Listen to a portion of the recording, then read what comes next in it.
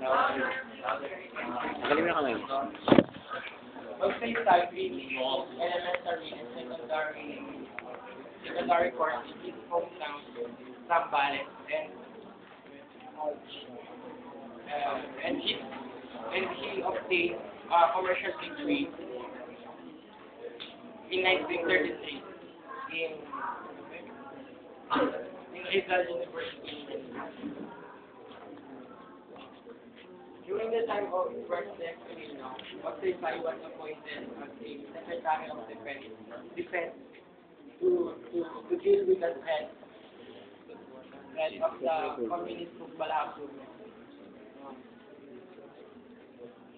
Otsay then carried out a great and a very successful anti-guerrilla campaign in modern history.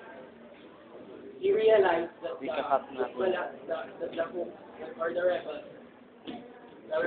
rebels cannot survive with popular support. So he strove to win the heart and the trust of the rebels by offering them land and food if they were going to if they were going to come over to the government. After 3 years, the Hoops were no longer a serious threat for the government.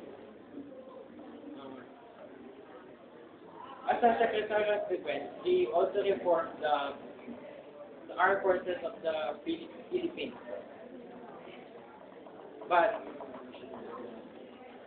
Magsay's radical measures made many enemies. Measures that made many enemies for him within the government. And one time he called for a resignation because he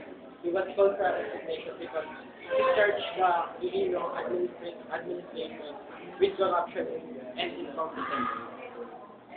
Magsay doesn't think of himself. He doesn't even care what would happen to him or if he gets fired in his position.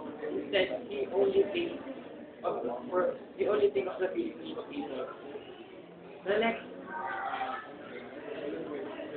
In the following election, he ran and won the candidacy for presidency by